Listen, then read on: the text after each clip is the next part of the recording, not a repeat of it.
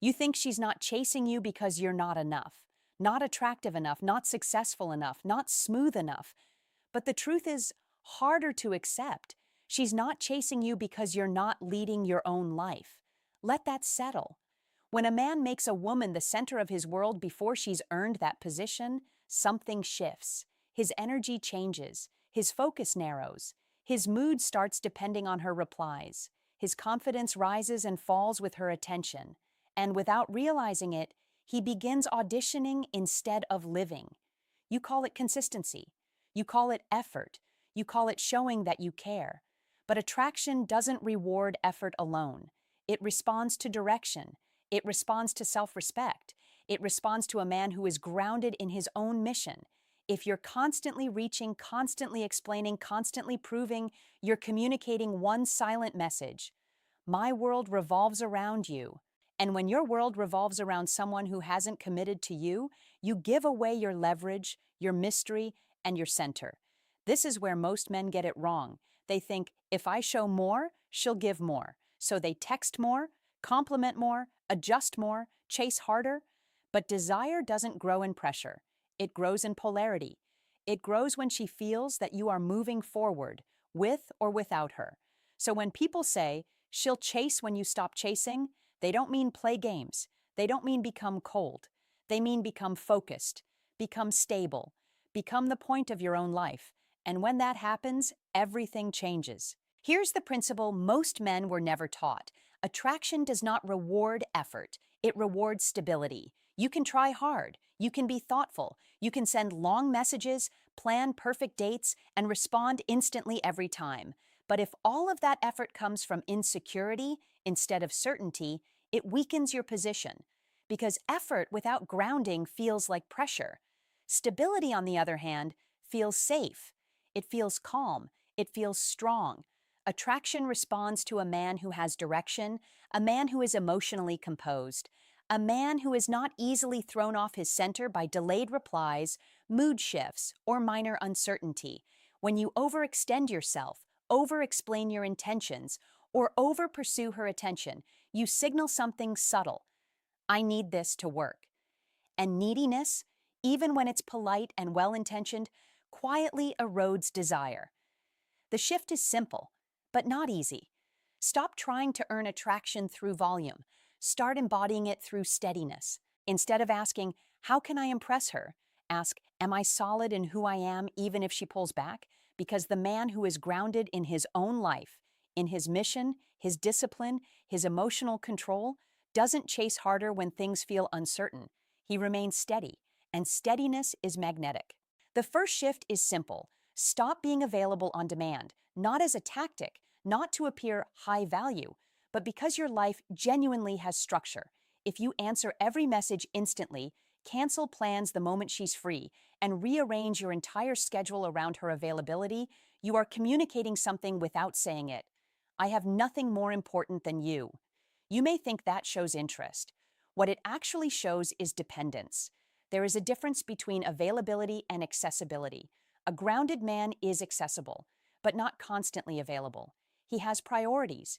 He has commitments. He has a rhythm to his life that doesn't collapse because someone texts him. When you sprint to your phone every time she reaches out, you train yourself to react instead of lead. Your mood becomes tied to notifications. Your focus becomes fragmented. And subconsciously, she feels that your world shrinks when she appears. Instead, respond when you're genuinely free. Keep the plans you already made. If you're at the gym, finish your workout. If you're working, finish your task. If you're with friends, stay present. This isn't about playing hard to get. It's about moving like a man whose time has value. And here's the uncomfortable part. If you're afraid she'll lose interest when you stop over-prioritizing her, that fear is the real issue. That fear says you believe she is your only opportunity. Scarcity energy suffocates attraction. When your life is full, your attention becomes intentional, and intentional attention feels powerful, not desperate. That shift alone changes the dynamic. The second shift is this: stop over-explaining yourself. Over-explaining feels mature. It feels communicative. It feels like you're clearing things up. But most of the time, it's anxiety trying to secure approval. When you send long paragraphs defending your intentions, when you give speeches after minor misunderstandings, when you try to convince her why she should see your value, you position yourself beneath her judgment. Think about it. Does a respected man plead his case repeatedly? Does a confident man deliver presentations to justify his standards? No. He states his position once, clearly, calmly, and then he observes. Over-explaining is often an attempt to control the outcome. You're trying to prevent rejection before it happens. You're trying to soften how she sees you. You're trying to manage her perception instead of standing firm in your identity. But attraction doesn't grow through persuasion. It grows through consistency. Instead of writing emotional essays, practice clean communication. I'm not available for that. I don't appreciate being spoken to that way.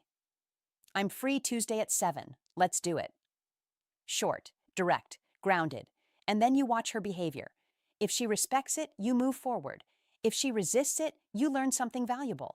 The more words you use to defend your worth, the less solid you appear. Speak once. Mean it. Let your actions reinforce it. Confidence is quiet. Security does not argue. The third shift is where most men lose their balance. Stop rewarding mixed signals. Hot and cold behavior. Strong interest one week, distance the next. Flaky plans followed by casual, "Hey stranger" messages. And every time she reappears, you respond immediately. Warm, excited, available, as if nothing happened. What you don't realize is this: you are training her.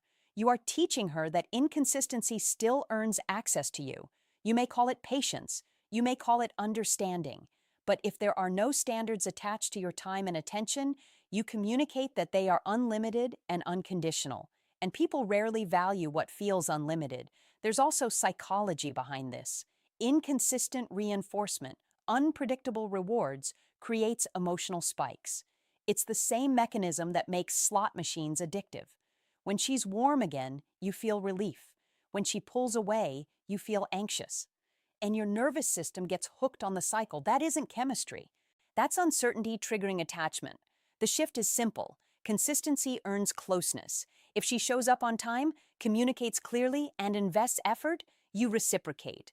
You reward that energy with presence and attention. If she disappears, cancels repeatedly, or gives half effort, you do not react emotionally. You reduce access, not to punish, not to manipulate, but to align your behavior with your standards. You stop chasing clarity from someone benefiting from confusion. And here's the key: you don't announce it dramatically. You don't threaten. You don't lecture. You simply respond proportionally. Calm energy for calm energy. Distance for distance. Consistency for consistency.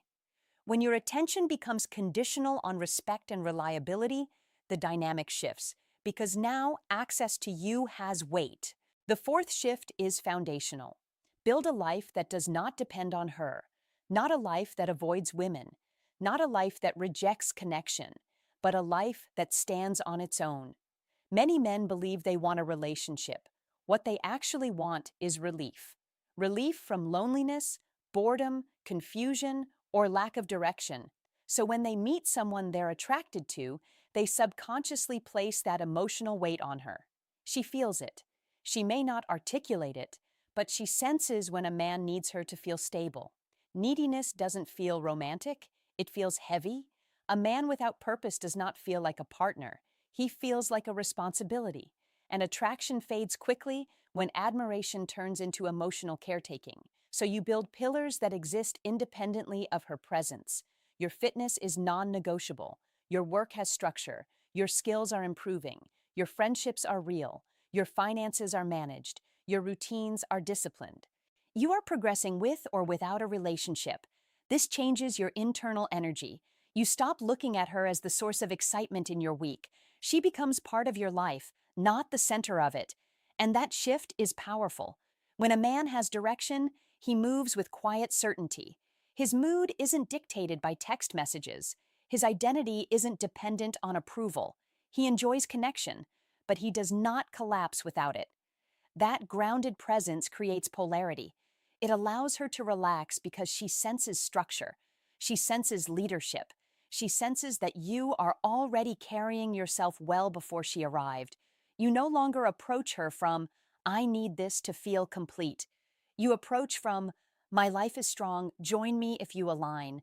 And that difference is everything. The fifth shift is mastering emotional discipline, not suppressing your emotions, not pretending you don't feel anything, but refusing to let emotion control your behavior.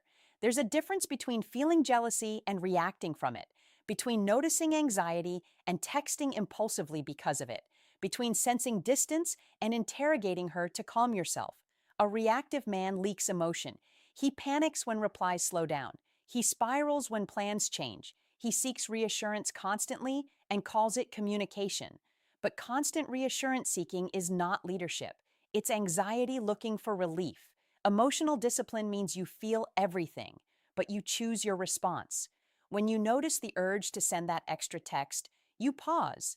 When you feel triggered, you breathe. When you feel uncertain, you wait before reacting. You don't argue to win. You don't demand clarity in the middle of emotional flooding. You don't turn every discomfort into a confrontation. You slow down your nervous system first, because a man who cannot regulate himself cannot lead anything, not a relationship, not a household, not even his own thoughts. Stability is attractive because it feels safe. When you are difficult to destabilize, you create emotional security. She knows that small fluctuations won't throw you into chaos. And here's the truth. Women don't chase men they can easily shake. If your mood swings every time hers does, there's no grounding force in the dynamic.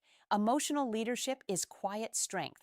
You remain calm. You remain measured. You remain steady. And that steadiness builds respect far more than emotional intensity ever could.